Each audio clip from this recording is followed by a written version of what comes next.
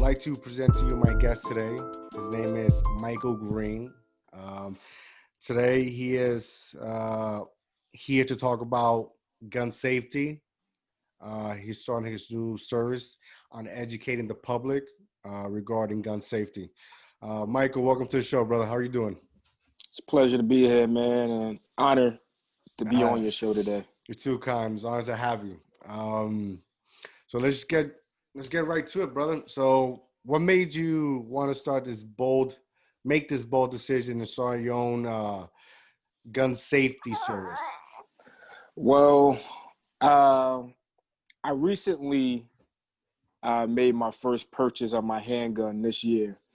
I tried years ago, back when I was living in Jersey City, and it was a little bit more of a difficult process. I didn't understand the process.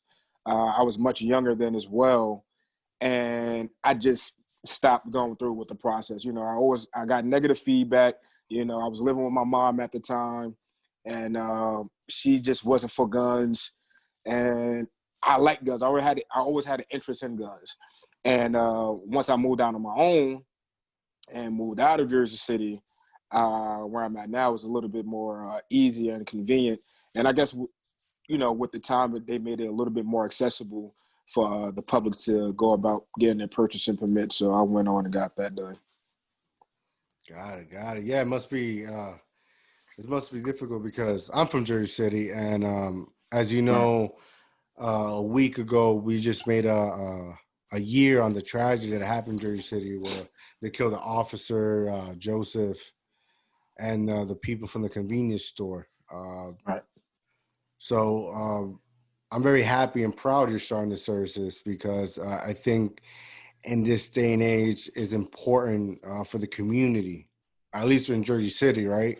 Right. Where we're from, where you're from, and where I currently reside in, is very important for our community to be educated on the importance and the values of having and carrying a concealed weapon.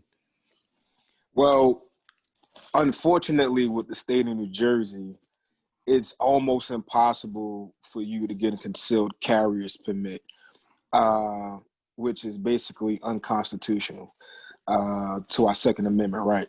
Yeah, So basically, with that being said, you're able to purchase a handgun and firearms in the state of New Jersey, but in order for you to carry it, you have to be either law enforcement or do some type of private security or work for a private security company, you know and even when you're doing that, working for security, you're not concealing your firearm. It's open carry because you're on a job and you're working contracted through a company, that's allowing you to carry this gun. So that's part of the reason why I wanted to do this, and hopefully, maybe one day New Jersey will be able to join the rest of free America and be able to carry concealed and possibly open carry. yeah, I feel like, you know, we evolved enough for us to be able to carry and make responsible and smart choices when we go about doing it, because people aren't just purchasing guns or weapons and just wanting to go out to hurt people. The stuff that they depict in the media and in the news, is basically shunning guns, saying guns are bad, yes, and that they're used for bad things. If they're used for bad things, then why does only our law enforcement and military get to carry them? got it. You know what I'm saying? So, it's a helpful thing to have. Uh, as of right now, like I said, you could purchase a firearm. You can keep it in your house. You go to the range. You can shoot. At the range, you can do different things like that. You can work. Security jobs. You can also get into the security business and get your firearms and carry it that way. But yeah.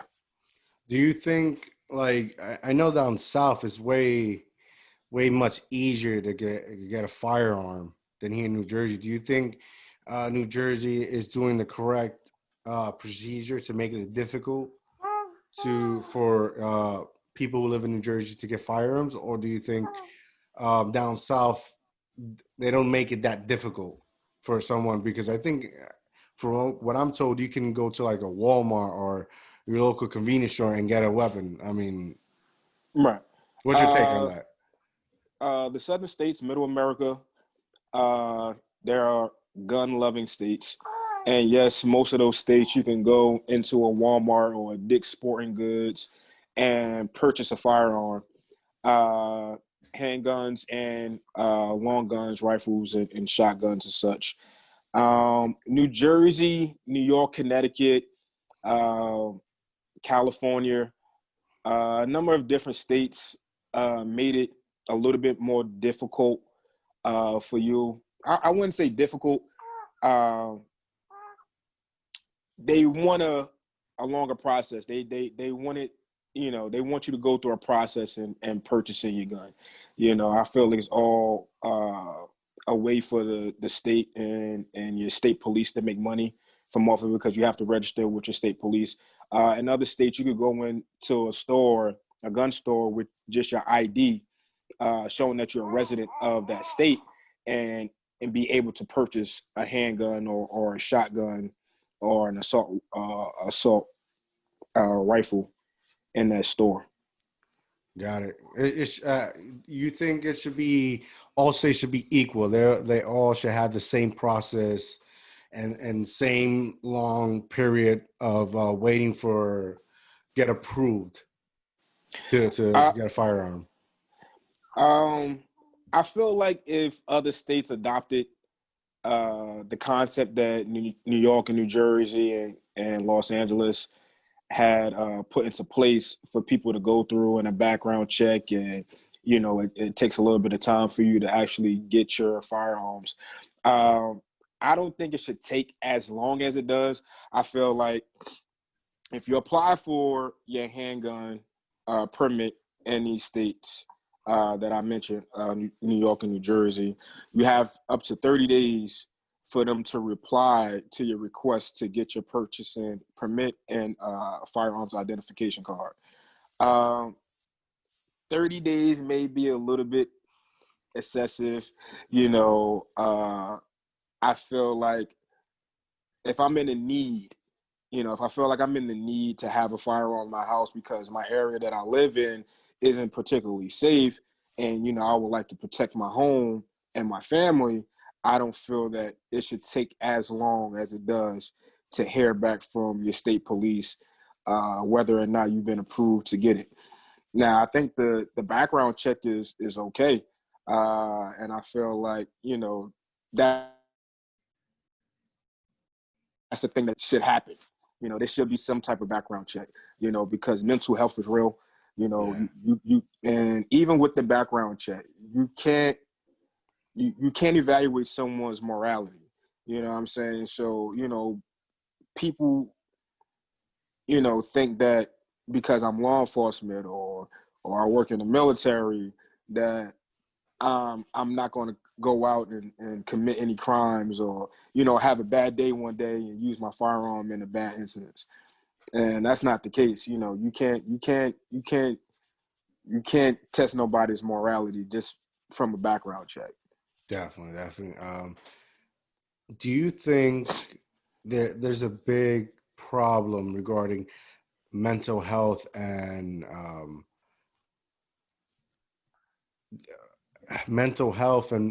the right to use firearms? Because pre-COVID, before COVID hit, we were having back-to-back stories of school mass shootings, and they were stating that a lot of the situation that were occurring was people that had mental health issues. Do you think we have a big issue when it comes to that?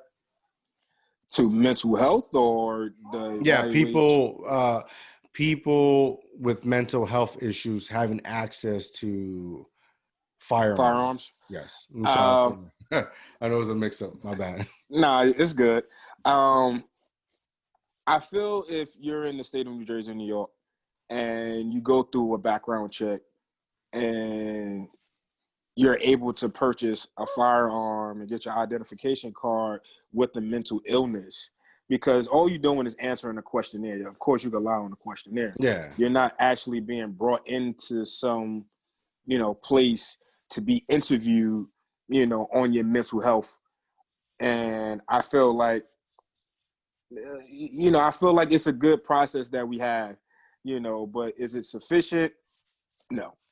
I But feel do we have, like, when you apply for a gun carrier's arm or whatever the it's case may be? your purchasing permit. Yeah. Yeah. When you go to, you know, apply for one of those, to get one of those, do you have to have a like a permission slip or a slip that basically says that your doctor's telling you you're mentally stable to have permission Well, to have well, firearm? what it is when you go on to apply for your purchasing permit online, they set up a questionnaire. Like I said, they have you answer questions, and you have to go and take a fingerprint test. Just like if you get in your security license, you have to go take a fingerprint test to register with the state, and they do a background check. So initially, the background check is just checking into your history and to see if you have any criminal activity. You get what I'm saying? So that's your background check. It's not a mental check, but if you have some type of record, it's going to pop up. And if you've been admitted into a mental institution, Mm-hmm. then it will pop up on your background check. So that's why they have you do a fingerprint in order for you to get your ID and your purchasing permit. Got it. Got it. Yeah. So my next question, it pertains to a post you did on your Instagram, which it educated me because I I know somebody that had a New Jersey carries arm, right, in New Jersey, but he went to New York and he got pulled over and they found his firearm. Okay. And I think he's doing, I don't know the details pertaining to the story, but he's doing like 2 to 3 years because of that. Now, in one of your story posts on IG, and if Hmm. anybody's listening, go to was it Trigger? What triggers you? WATTRIGGERU, the letter U, 8.28. So there you go, folks. When you Yep. get a chance, go to his page and check him out. So as of recent, you posted something about like a permission slip, and where if you carry in the state of New Jersey, you can apply for something else, and Oh, carry in another state of some it's sort. yeah, it's not a permission slip. What it is a non-residential carrier's permit.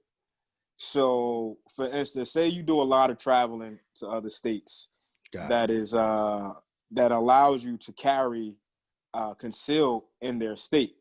North Carolina, Georgia, Texas, number of different states. You're able to conceal carry and open carry, right?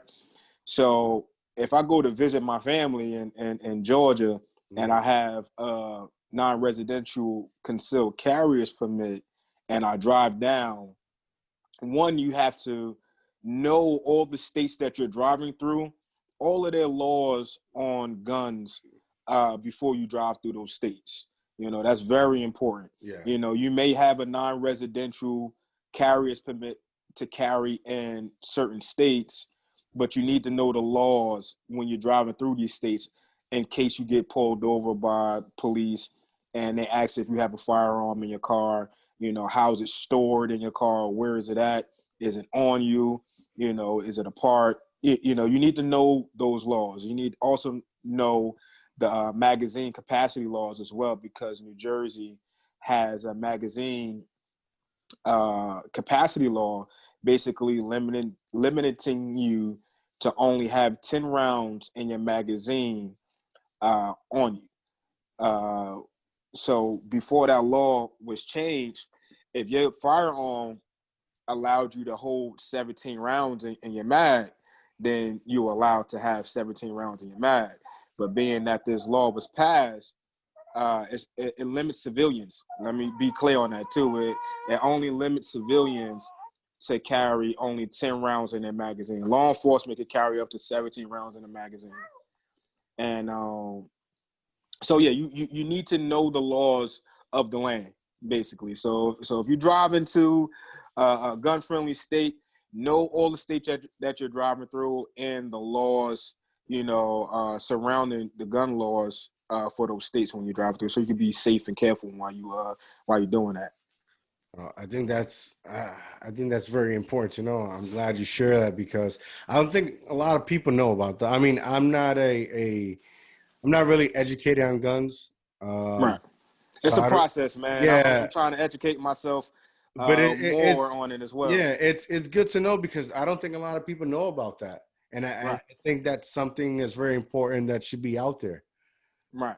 And people should be aware of, you Of know. course. Yep. I think it's amazing what you're doing and shit. Right now I've learned a lot, Yeah, man. you know? Yes. Yeah. So like I said, uh, know the laws of the land when you travel through those states. If you're thinking about getting non-residential carriers permit and you're going to those states, and they welcome us. You know what I'm saying? They want our state to be a state where they could travel to and not have to really worry about too many laws they'll be breaking because they're carrying or transporting their gun. It's a sticky, slippery slope, when it comes to traveling through state lines with the firearm. And New York has one of the most uh, strenuous gun laws over there, and it's kind of crazy. I seen a story online about this lady. I forgot where she was flying from, but she flew into New York, into TSA, with her firearm. It was stored properly, like how it was supposed to be through TSA standards, and they let her in. When she was flying back out to her home, they stopped her and arrested her with her firearm and try to charge her with the felony of having that firearm in the airport trying to travel back to where she came from. And is a real sticky situation. Fortunately, she was able to get out because she went through the proper channels of transporting her firearm with her when she went to New York. Yeah. And that's a big issue because you want to feel safe, especially if you're traveling from out of state. And people hear bad things about certain parts of New York and New Jersey and California. They want to be safe when they travel, and you have every right to be safe when you travel Yeah, and to especially if you've have never this been to those firearm. areas. Exactly. And not to be sexist or anything like that, but she's a woman, Hmm. and if she feels that she needs to carry her firearm to feel that extra sense of security, then by all Of means she course. should be able to do that. And New York is real tough when it comes to Yeah, come to firearm. guns. Yeah. Yeah, when it comes to firearms and guns, man, it's real tough. Also in New York, one of the laws are um, in order for you to get your purchasing permit in New York, and if you live with someone, both parties have to agree that it's okay for you to have this firearm in the house, and they both have to sign off on it in order for you to get your firearm for your house. Now, for somebody like me, right? Because Yeah.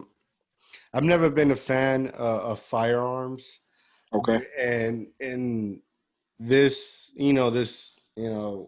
new era we're about to embark, I think, and because certain situations that I've had in the past, break-ins and whatnot, All right. um, I'm highly thinking about investing and doing the whole procedure of applying for a firearm.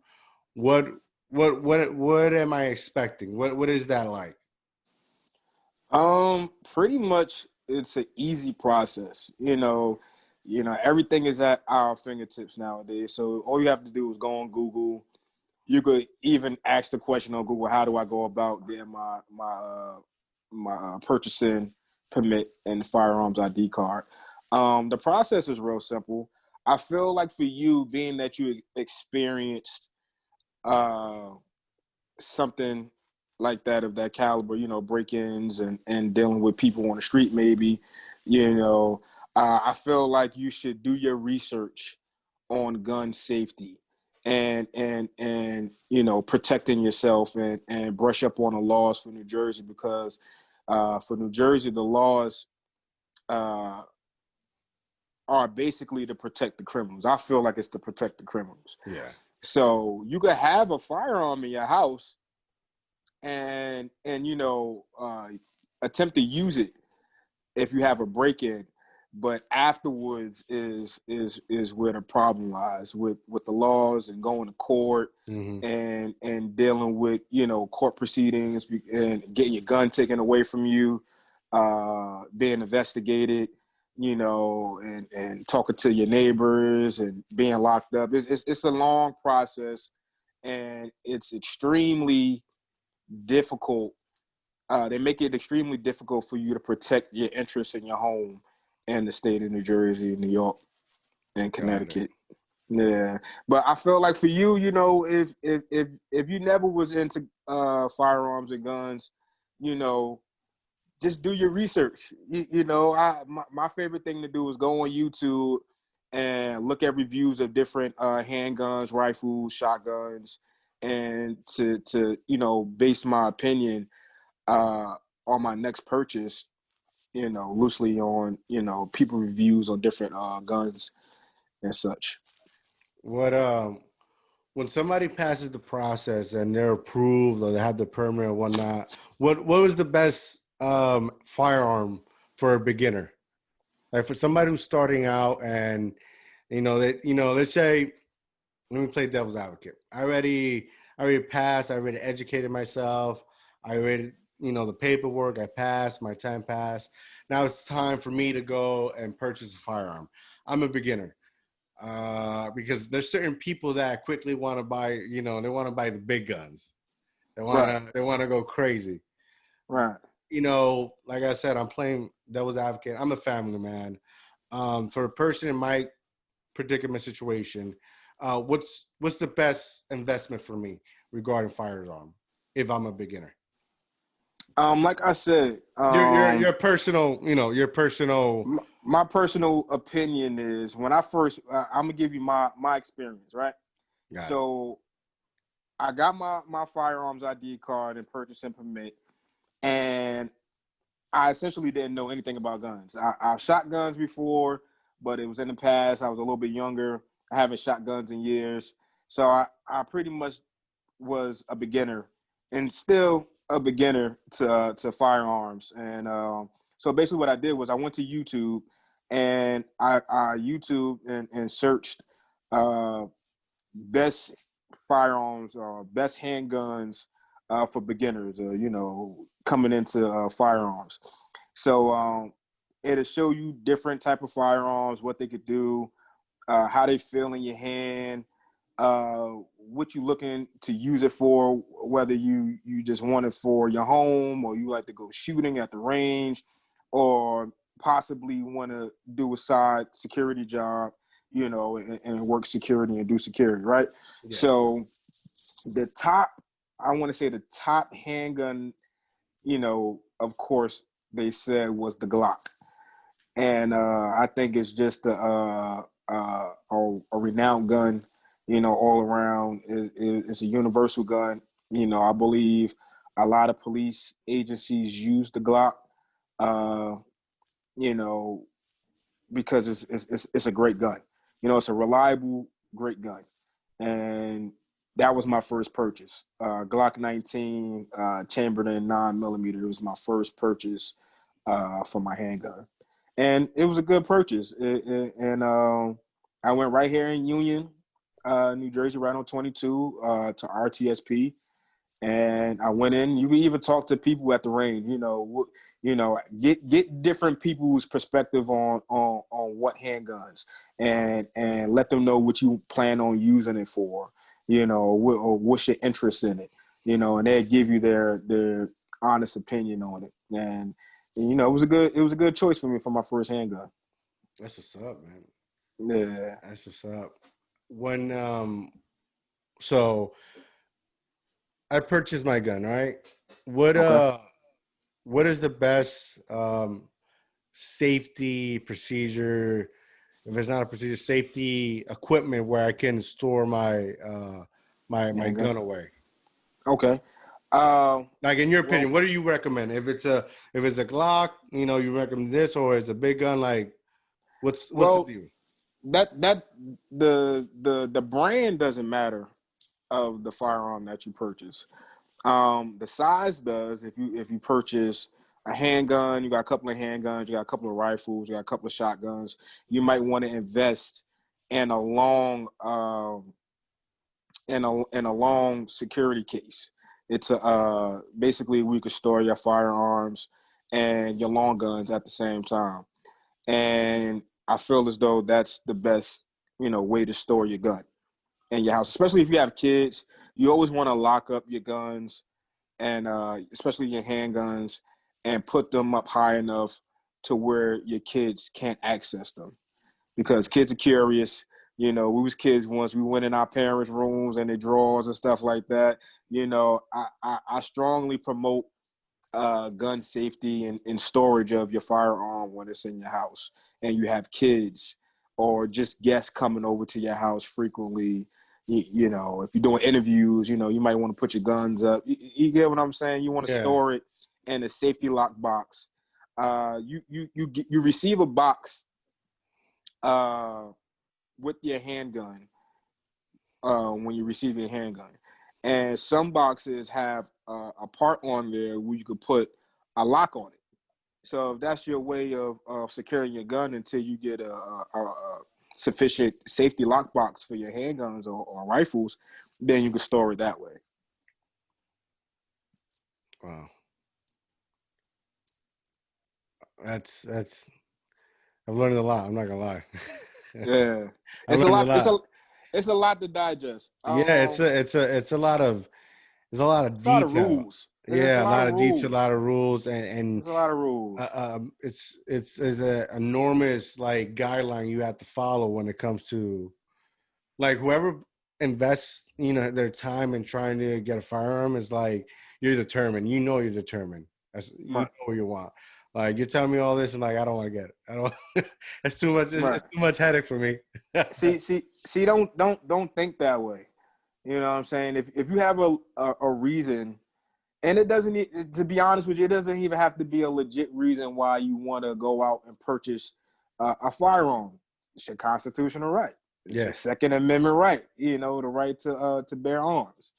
And just loosely based off just that, you could go out and apply to get your firearms ID card and purchasing permit. And don't let the process discourage you for wanting to protect your home and your interests and your business.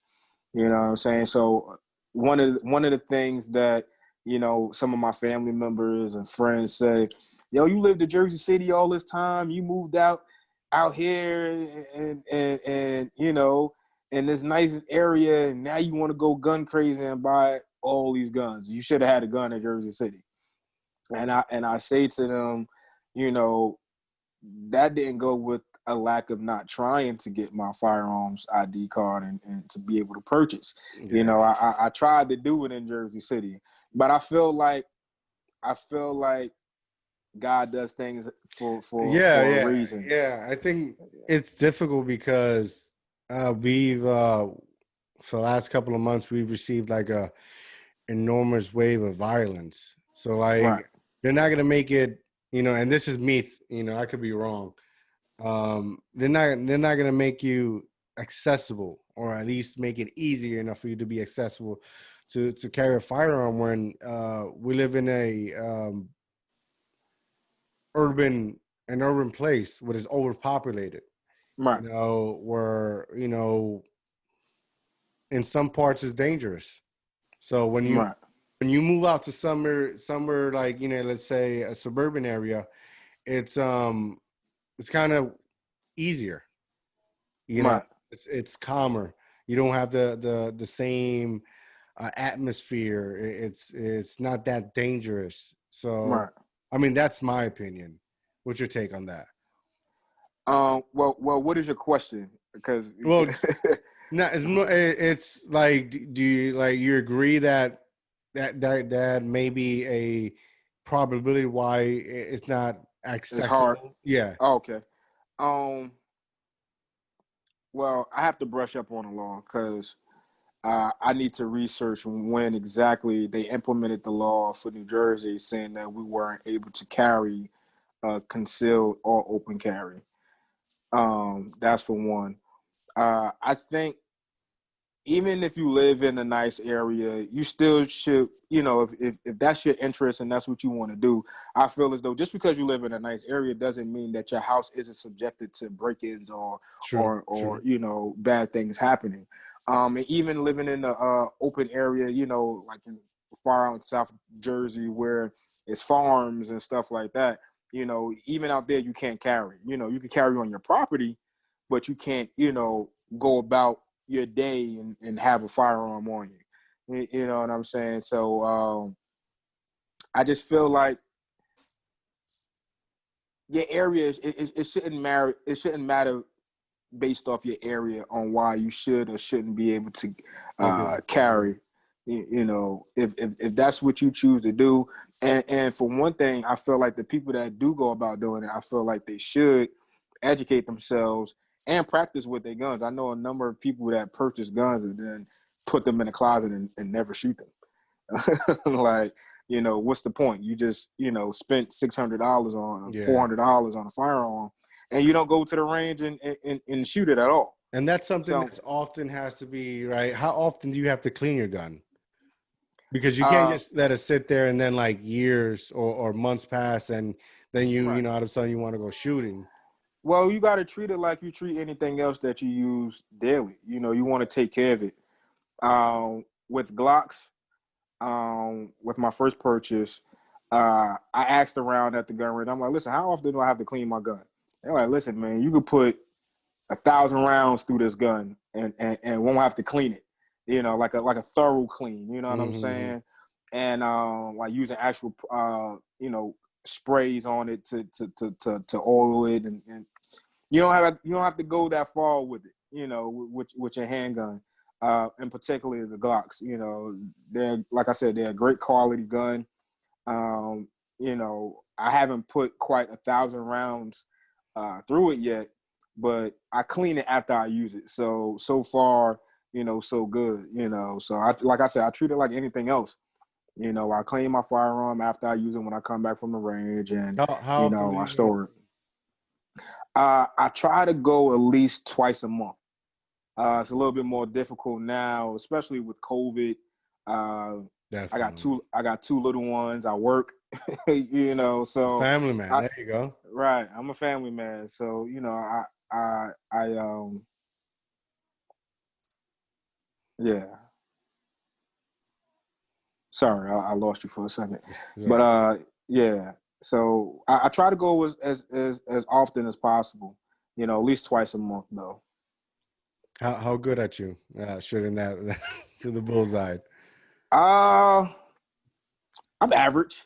Yeah. I'm trying to, yeah, I'm trying to, learn the ins and outs and about the firearm, how to hold it, proper uh, uh, holding of your firearm, like the grip, how your grip, it it dictates how accurately you shoot. So one of the targets that I like to get when I go to the range, it's a silhouette and it has different spots on the target, and it lets you know when you hit those certain spots, those certain spots on the target, what you're doing with your hands while you're shooting.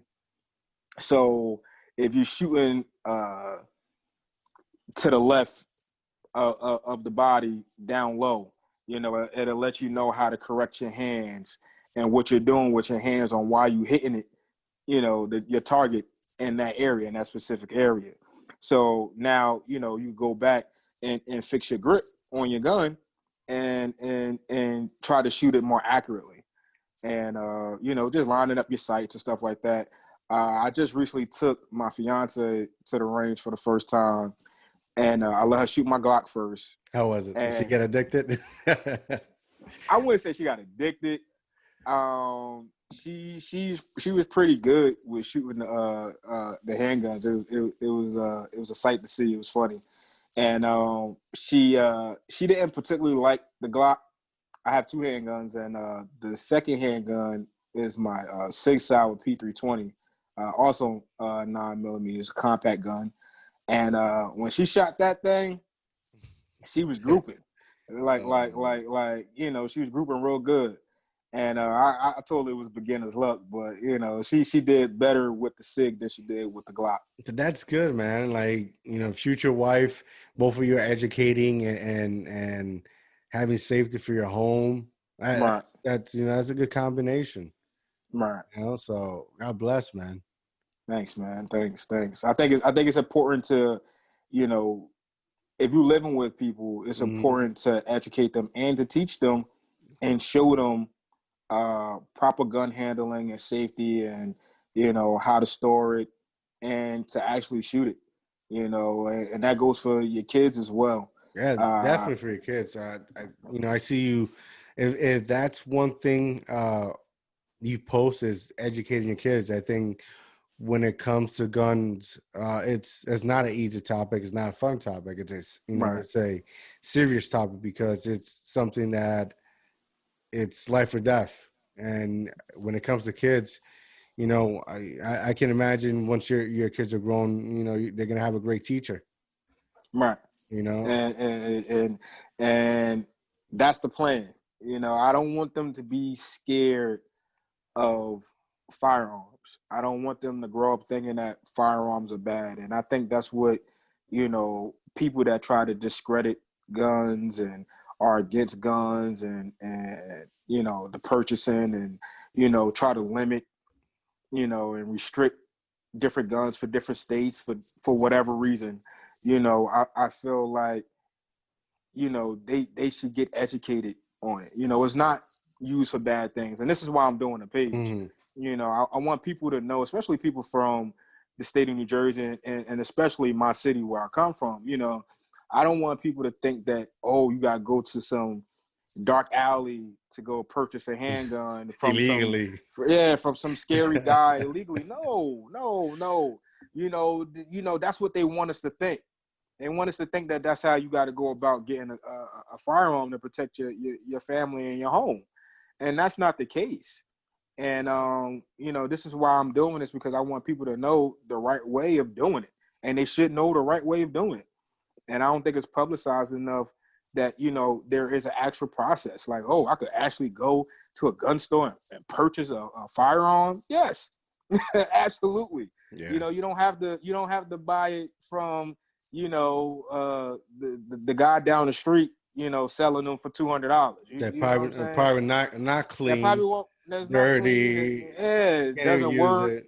Yeah, you don't have to do that, and I think that's important. To know this information and the laws surrounding it. You know what I'm saying? If you purchase illegally off the street and you use your firearm in a home invasion, you will get arrested and you will do time for that. Yeah. You got to do your due diligence. Yeah. And even when you do it legally, you have to know the laws, surrounding it, which I feel like you have to know the consequences of pulling that trigger. Right. And the consequences are more than, pulling the trigger. Right. That trigger, it affects everything. Yeah. It affects everything. It affects you. It will affect your life. It will affect, if you're living with people, the lives that you're protecting. If you live in close proximity to different, people, it's going to affect their lives. You got to be conscious and aware of what you're prepared to do if that time arises, and hopefully, God forbid, that time never has to come. Definitely. And people, people that purchase guns, they're not looking to shoot and kill people. I want people to know that, especially people in Middle America and the gun-friendly states, like their agenda isn't for them to wait for somebody to step on their property for them to shoot and kill them. Mm-hmm. That's I'm sure, and I would like to hope that that's the least of their worries and what they're trying to do. Same for us over here. I'm not waiting for someone to break into my home. Like I don't want that to happen ever. Definitely. I would never want that to happen to me, even if I have the means to protect my family. I don't want that to happen. I have an interest in guns. I like guns. I like shooting guns, and that's why I have them. No, guns are beautiful things. Believe it or not, there's some guns that look badass. Right, So it's a hobby collection that one can have, but has to be extremely careful. right. You know, I got a question I want to ask you. I asked this question, and I think it was my podcast with Stephen Al-Sali. Um, and it's a tricky question if you don't understand the question, right? So my question is, you know, do you see a carrying a gun is a right or a tool? Now let me explain, right? Okay. And for me, right? For me, this is me. Okay. Um, there's some what I've seen in media and what I've um, lived throughout my life and my experience, right? I seen people and spoken to people that they just carry a firearm just because they know it's their right. They're not like you. They're not willing to educate. They're not willing to educate themselves. They're just, I have a firearm and nobody could tell me anything. Right. And then you have, people like me that yes, I don't uh, own or have permission to carry a firearm, but I see it as a tool. When I say as a tool, it's like I have it if I ever have it, or a person that has it. It's a tool of protection. I have it for the safety of my house. Uh, just in case, God forbid, something happens. There's Okay. there for protection to protect myself, my loved ones, my little ones, or if a person that owns a farm has a firearm because bears comes into the house. Okay.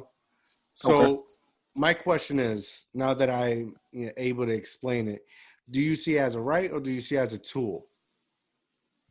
I see it as Or both. oh yeah, both. There you go. I see it as both. It's a right. And I like that you use the word tool because it's a tool.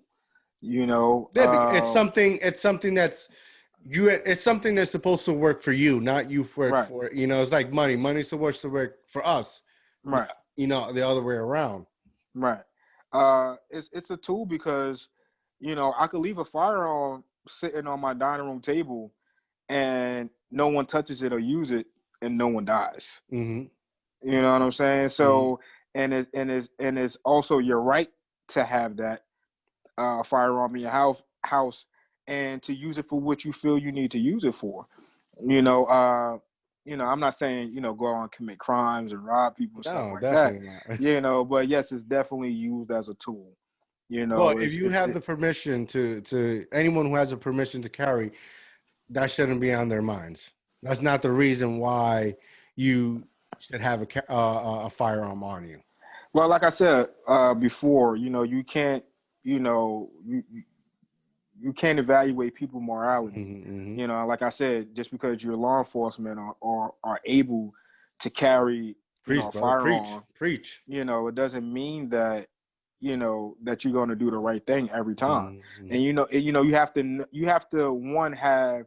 I feel like you need to have those experiences in order for you to know when it's the right time to actually use your firearm Mm-hmm. and to draw your firearm. Police as well.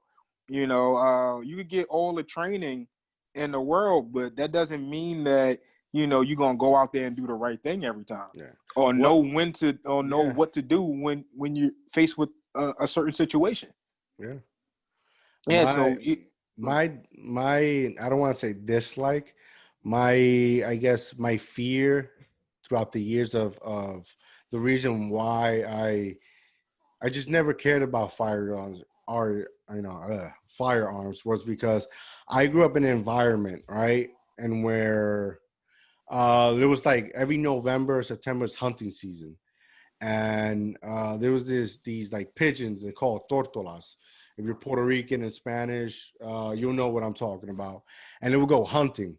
So I they think would they go, call pheasants for us. yeah, Pheasants, I think so. Yeah, it's a yeah, certain type of bird that you can yeah, go out and yeah, hunt. Yeah, yes. So they will go hunting, and they will go hunting. You'll see them with like cans of Coors Lights and cans of Bud Light, and just drinking while like the cartoon having when you fun. see, yeah, when the cartoons you see them hunting and they're just drinking and like in the movies, drunk as fuck with a fucking rifle, Right. and It's the American way, man. yeah, It's and they what our were country was like. founded on. Yeah, and they were like, come with us, we're gonna have fun. I was like, bro, I know you, you're crazy. Right. You're gonna be drunk, you don't know how to act, and you have a gun Right. on you. Right. And that's, not to mention where I grew up, every, I want to say every Thursday of the month, like the last Thursday of the month, you had like the DEA coming out full mass and M16s and just raiding, What? yeah, raiding one of the drug dealer houses that was near where I lived at. Okay. So it was just walking by, they will push you in and they'll take everybody.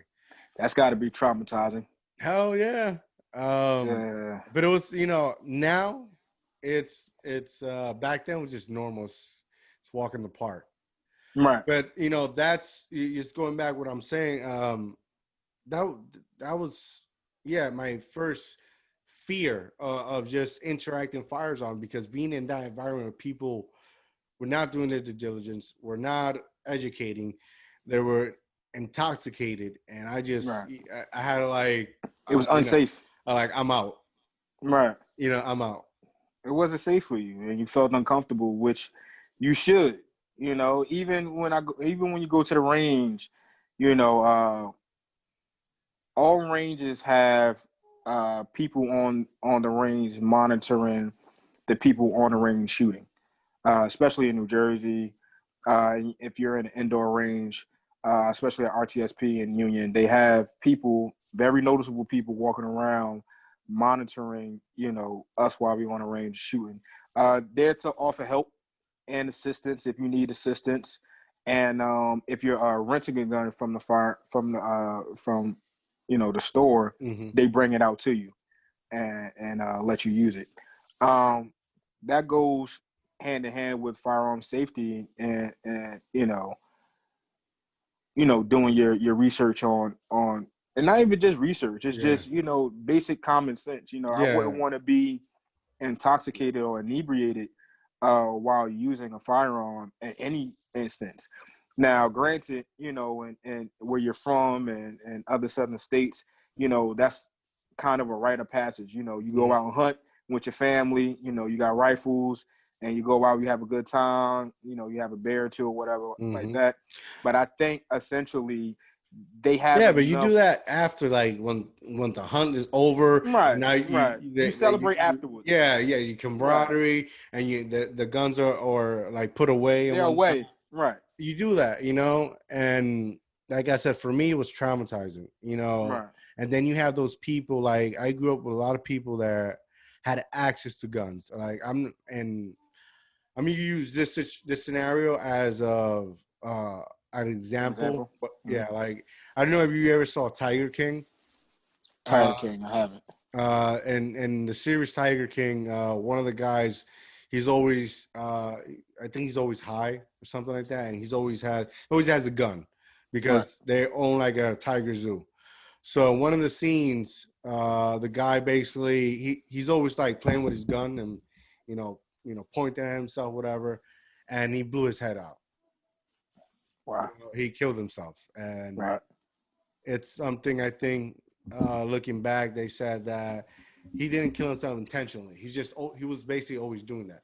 Right. And I grew up in a place like I stated, and where people had access to that, and they were just always pointing it out and playing these games. Oh, it's nothing, and that's I think another reason that I grew this enormous fear, but respect, and I just, take a step back Right.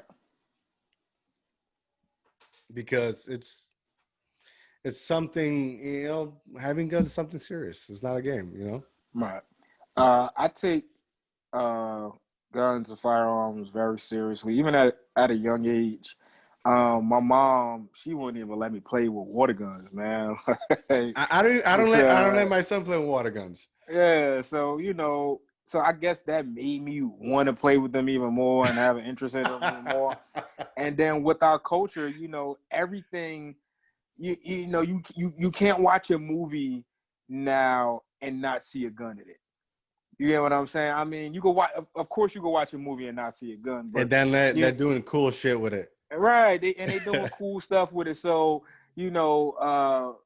people's thinking of guns and is a little bit obscure because they think, oh, I could go shoot up a whole block, or they got crazy scenarios in their head based off our culture and what they see on TV. And that's what they grow up thinking that they could do, or what is okay, especially if you're not raised in a house where we have educated people learning about firearms and teaching you the proper way of Mm-hmm. firearms and stuff like that. So yeah, I don't blame you for being fearful of firearms. Well, I think your fear kind of it was kind of messed up because of the people that was exhibiting poor gun safety with these guns. Well, I don't think your fear was the Puerto Ricans actual gun. hillbillies. Right. I don't think Puerto your Rican fear hillbillies. you crazy. I don't think your fear was the gun. I think it was the people handling the guns. Definitely. I think that's what your fear was. It was the people handling, not the gun itself. The You know what people, I'm yeah, saying? yeah. It was the The people, because you person knew. behind it, yeah. Right. You knew what a gun could do, but you knew in your hands, if it was in your hands, that you'll be doing the right thing, and you feel like you'll be doing the right thing by the gun while it's in your possession. So I think the fear came from the people and not the actual gun. But The act.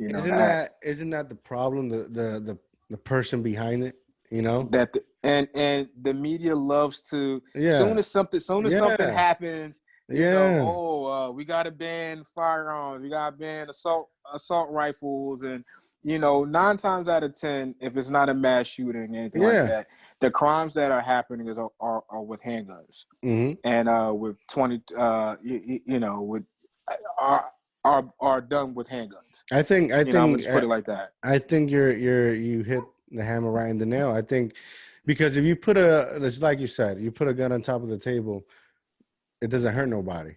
Right. It's there. It's not doing. It's the That's right. not the It's the problem. person and the intent that they have It's the person with it. behind it, and I think that's That's the issue. yeah. The And guns aren't the issue. Guns aren't the issue. It's the person behind it, the area hmm that they're from, and why they feel the need to have to do the things that they do and go out.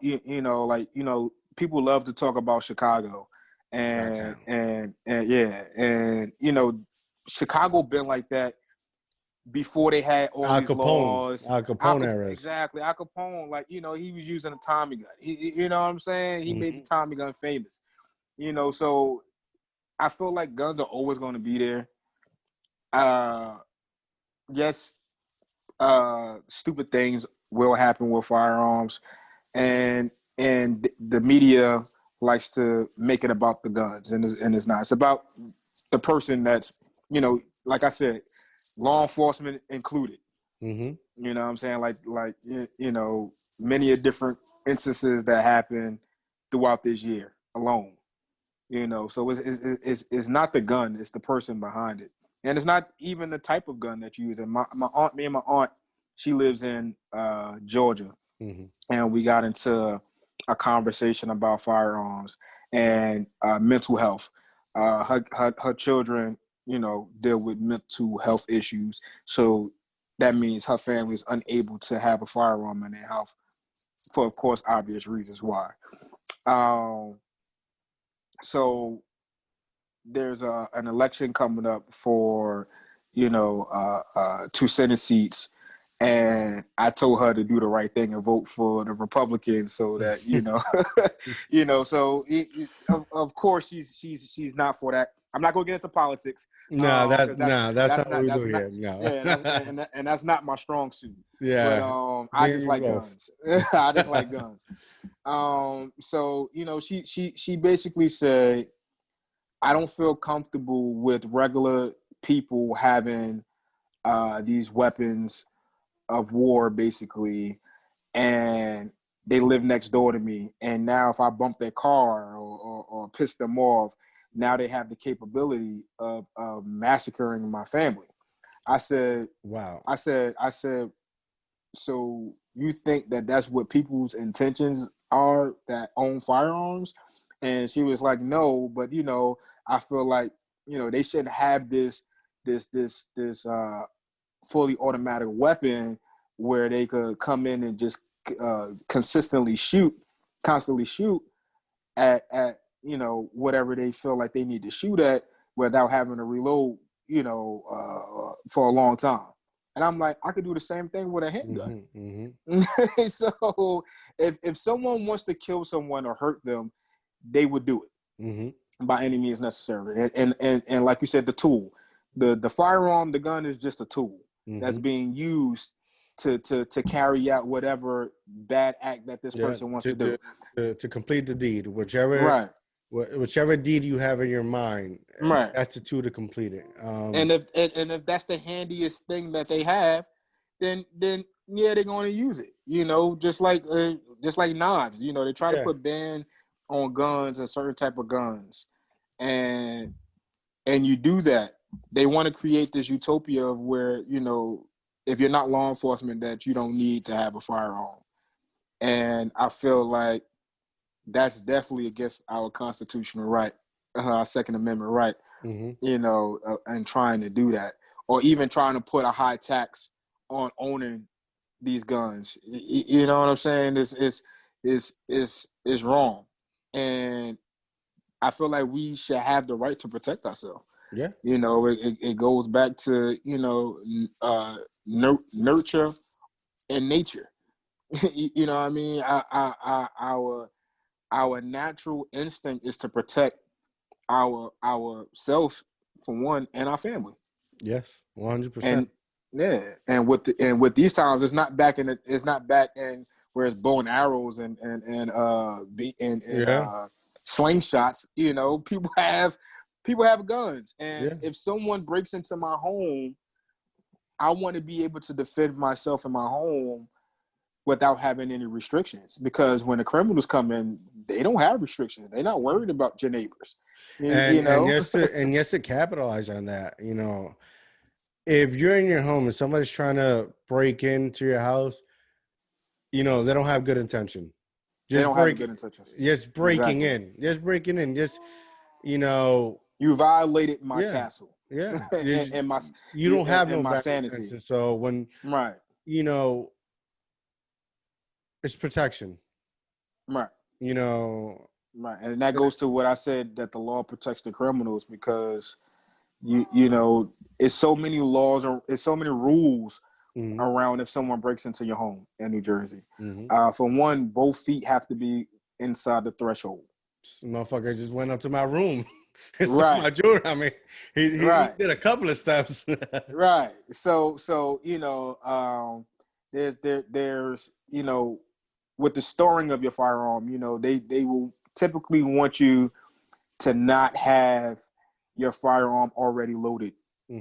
So now you mean to tell me and you got to understand the reactionary gap is very slim. So for one, when someone breaks into your house and your firearm is unloaded, now you got to load it. And then not only that, you only have 10 rounds that you can load inside your magazine.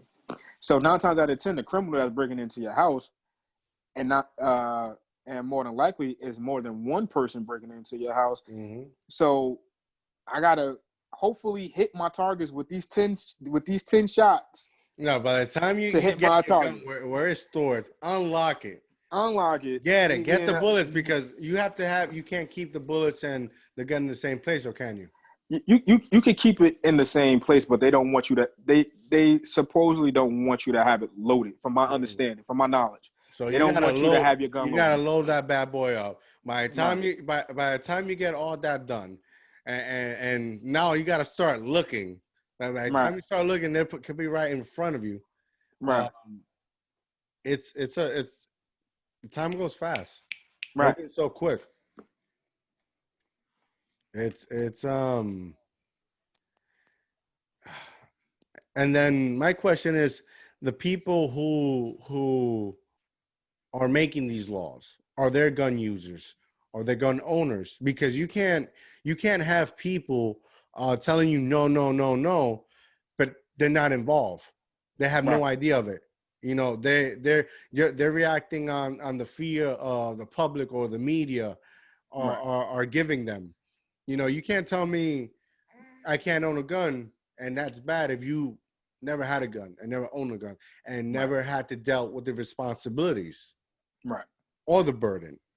right. And a lot of these people, uh, like Kamala Harris, Joe Biden, with what they're trying to accomplish, uh, they they want all these rules and regulations on your firearms and try to do buybacks and certain gun bans.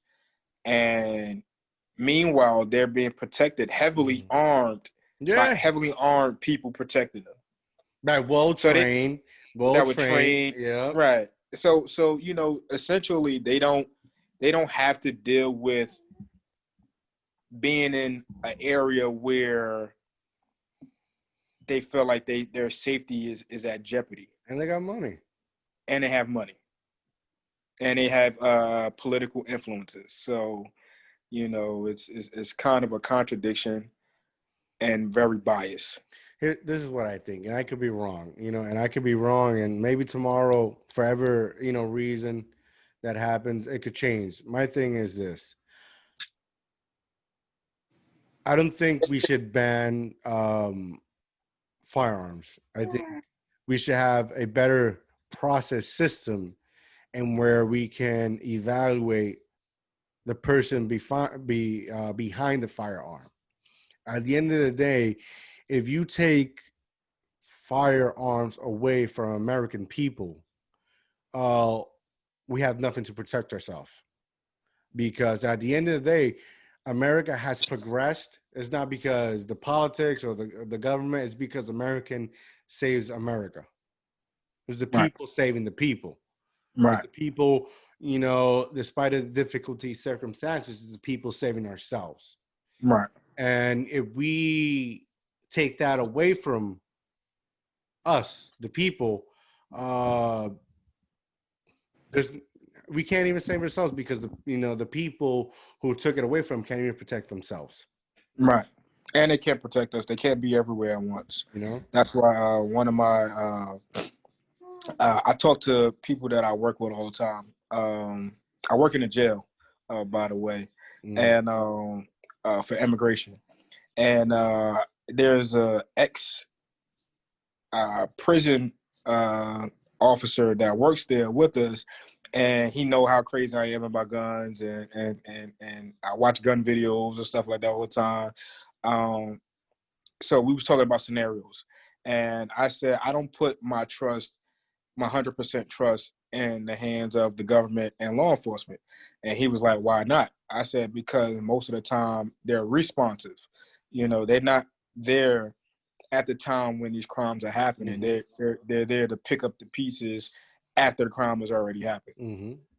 So I gave him a scenario. I said, what if you're in a restaurant with your wife and your kids, and a gunman comes in there, you know, doing whatever he's about to do, and you have your firearm on you. Now, opposed to you having to wait for law enforcement to come and to devise a plan and A get the strategy to get in. Yeah. strategy and try to get in there, uh, you could potentially save yourself and your family and a lot of other lives if you protect if you have a firearm on you. You know, maybe you may get shot, you know, but I strongly feel like you should have at least that right, or to have that opportunity to protect yourself if you're in these type of situations. Now, these type of situations don't happen a lot. Mm-hmm. They don't happen often, but it happens. And I don't want to put my 100% security in the hands of police. It's just like your home. Mm-hmm. You know, I have to call the police and wait for them to get there to respond to someone breaking into my home. By that time, my family could be dead. I could be dead. All my stuff is stolen, which is fine, because I'd rather my stuff to be stolen than my life to be taken. But just to Because, have that unfortunate event, right, especially alone.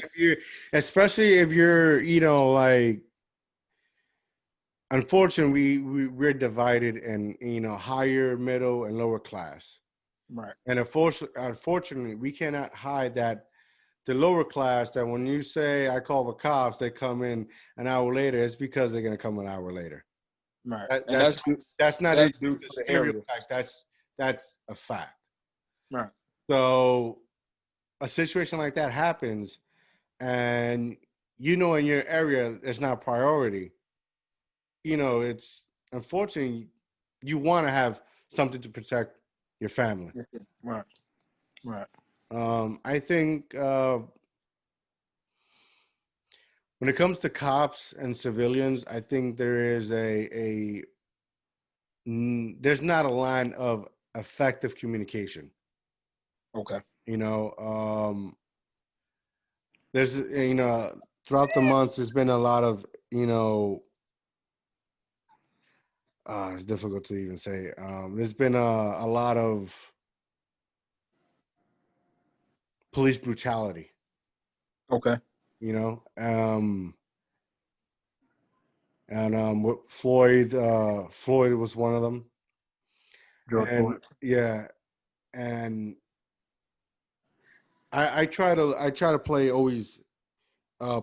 a devil's advocate and try to see both sides, to Right. so that an actual conversation could come out of it Right. for the better, not for the worse, for the better. Right. It's not easy being a police. You're going through post traumatic stress disorder. You're in Right. a High stress environment. high hostile environment, exactly. That if you're you're going to a place is because it's not a good place. Let's be honest. Right. Right. And if you're going to that place, more honestly speaking, you're probably gonna get shot, or people are gonna try to shoot at you. Right. So you're living that constant battle. Right. That you have that intensity. So any situation you move forward to, it's not going to be, hey, how are you doing? But then you have civilians that are actually innocent and doing trying to get by day to day in your slip for life, Right. getting affected. Right. See, the good receive the consequences, while the bad, unfortunately, sometimes slip away. Right. So it's difficult to define what's good or bad, or what's right and wrong. Well, that's subjective.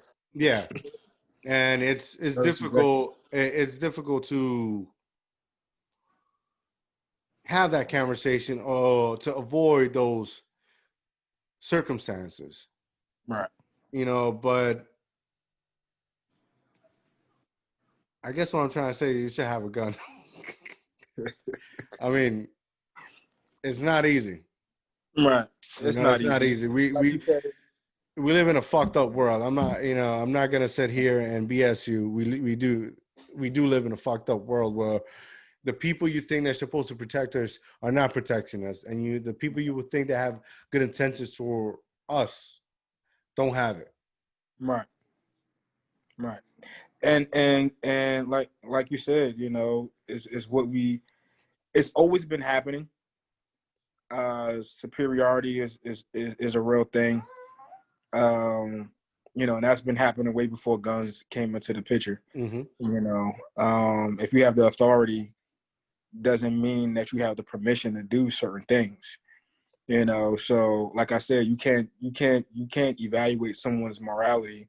And like you said, PTSD, like he could have been that officer could have been dealing with a number of different things before he went to respond to that.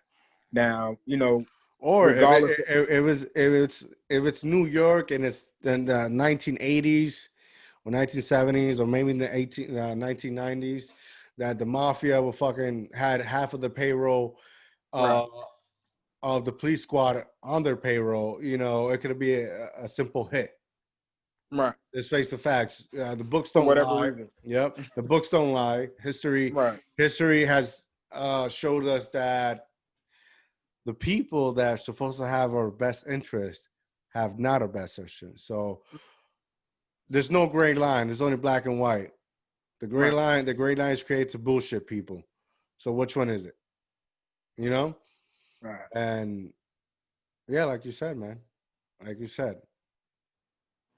Um, fuck, it's been a good episode. I've learned a lot. right, Uh, it's very eye opening. It's a right, delicate. It's a bold and delicate conversation we're having because it's not easy. right. Um, shit, I want to ask you about that Tesla shit you posted. I'll talk about a little about everything. You posted that as soon as Tesla moved to Texas, they came out with some brand new. Oh yeah, They look nice. They look he came nice. out with his own like AR-15 or something like that. Yeah, I saw that. They look nice. Why not? Yeah, Why yeah. not? AR-15s are America's gun, man. Mm-hmm. Is And is Tesla an American company? Tesla. Well, I wouldn't know. As far as I know, I believe it is. Tesla is American or Australian. But I think it's American. It's not a foreign. It's not from a foreign. Because to move to Texas, uh, you can't get more American than Texas. Right. So I saw them and I'm not gonna lie, it looked dope. You talking about the AR-15 or the Yeah, car? no, the uh, the car is AR, a yeah, different story. yeah. The AR is there. It looked nice, man. And you would expect him to produce something of a high caliber, because he has money, so he has the resources and the capability of producing something of high quality. And I would love to shoot it. Yeah, yeah, To say the least, I would love to shoot it. Yeah, yeah, man. I mean, if you're making a bold move to Texas and you're coming out with these fucking incredible futuristic mobile cars, and you're fucking creating or created and launched it already, a right, rocket launcher to go to fucking Mars. Why not right. come out with some guns? He know what he's doing. He's a very smart, business That's savvy that guy. that's some like Tony Stark shit. Yeah, he knew exactly what he was doing. I mean, Texans love their cars and they love their guns. Hmm. So, why not? Let me make an AR-15. They love guns down there. Let me make this gun. I think it's dope, man. Yeah. They're doing some good things, yeah. Right. Incredible So things. let me ask you, do you own a firearm? I do not own a firearm. Okay. That's just one of the reasons why I was so insistent of having you on the podcast because, I'm a student. I like to learn. I like to educate myself. And I've learned that when the person is willing to learn something, they want to learn. It's much easier than having somebody teach you something you don't want to learn. Right. Um, and I don't, but Are you interested in buying one? yeah, but I'm interested Okay. in doing the proper way. Um, I got some things in the making. I'm waiting to see. I'm probably end up moving in a year or Okay. so. So depending where I Move move to. to, because I Mm. wanna, I've been how do I say? The reason one of the many reasons I created is because I try to be a little bit more social. Not a social, Okay. you know. I I've explained a little bit of my upbringing. I'm Right. I'm not a social butterfly. I've never been a social butterfly. I do the best that I can. So Right. when I want to move to like an open, a house with an open, area. No, not I don't want to say like You a want property. farm. You Yeah, want land. Yeah. yeah. I want my fucking 40 acres. That's what I want. But and where I want to go, it's probably gonna be a lot of deers, a lot of bears. I want something that's I just need space. I need open. Right. I need You want that. you want a tranquil environment.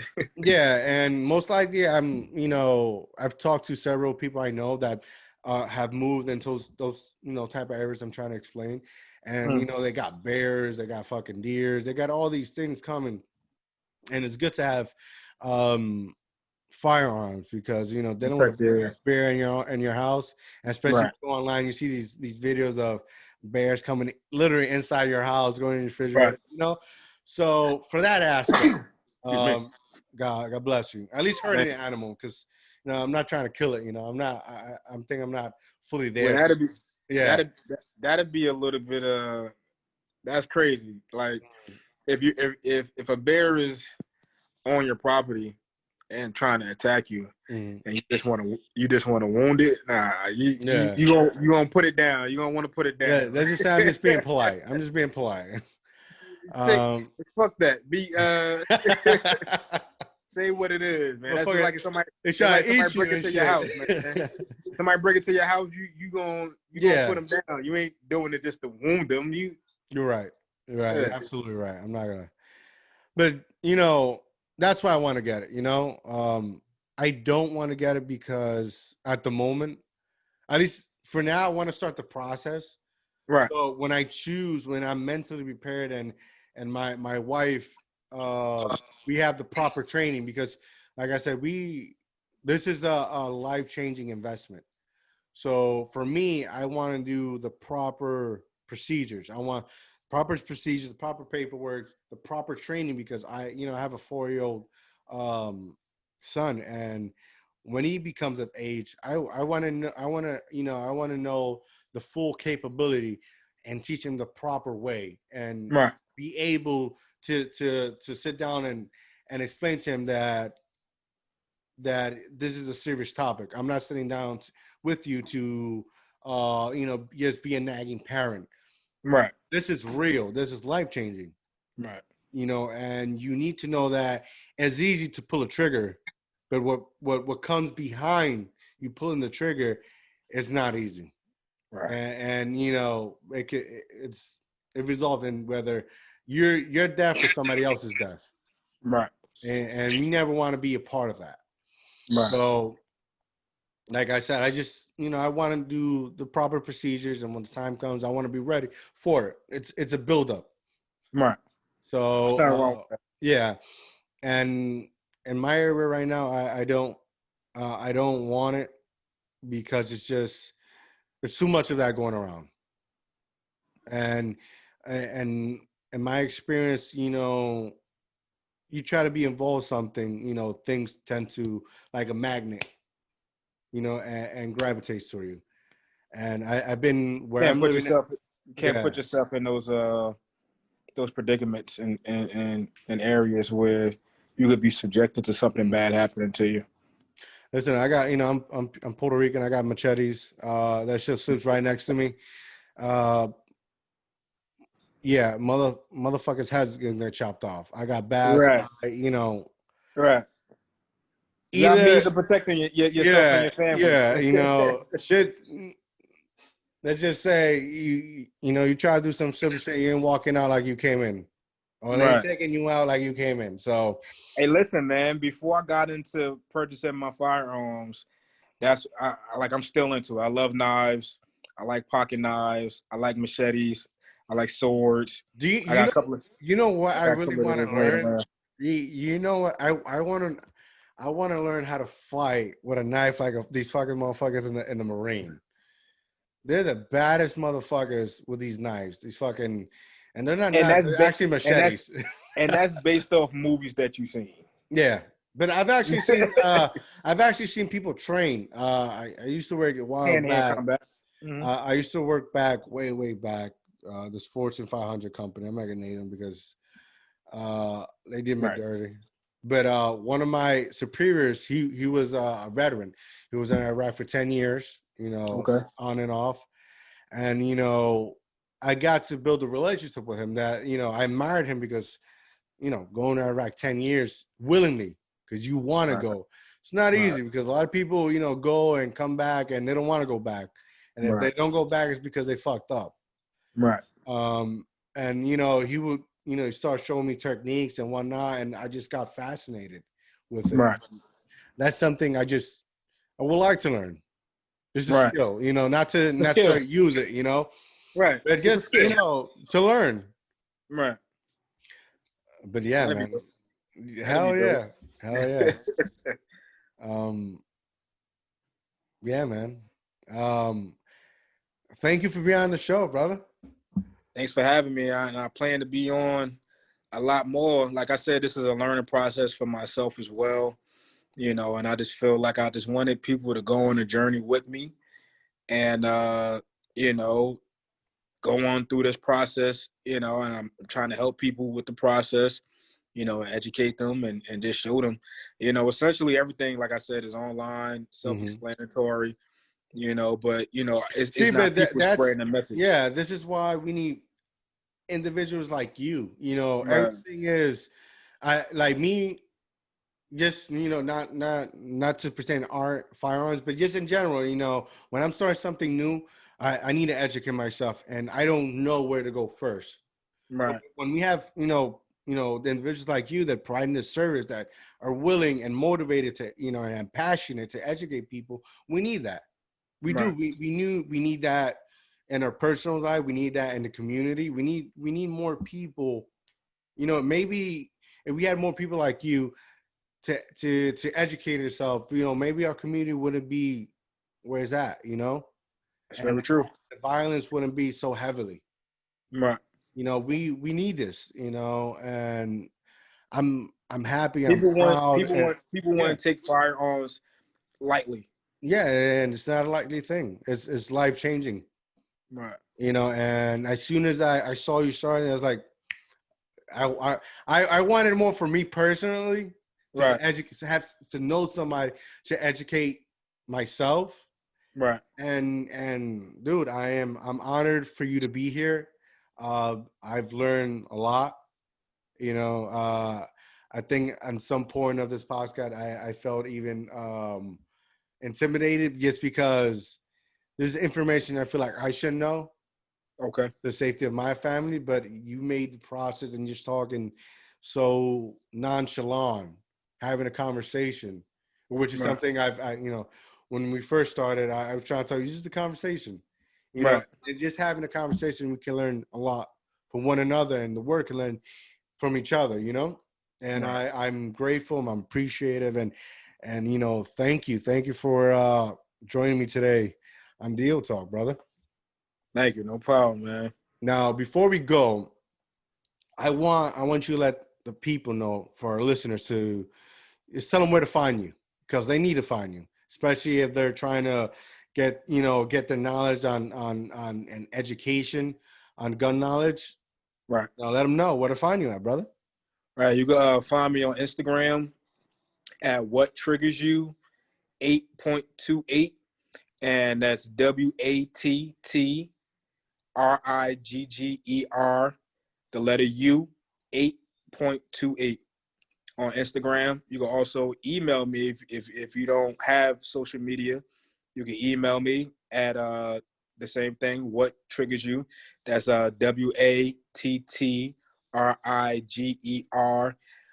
no S, UYOU 2020 at gmail.com. There you go, folks. Please, if you're seeking to invest or educate yourself, hit them up. And if you don't hit them up, just be safe. Know that this is not a easy topic, and there are consequences to pulling a trigger. And just be safe. Michael Green, ladies and gentlemen, thank you for joining us today. Thank you. Have a great day, brother. You too, man.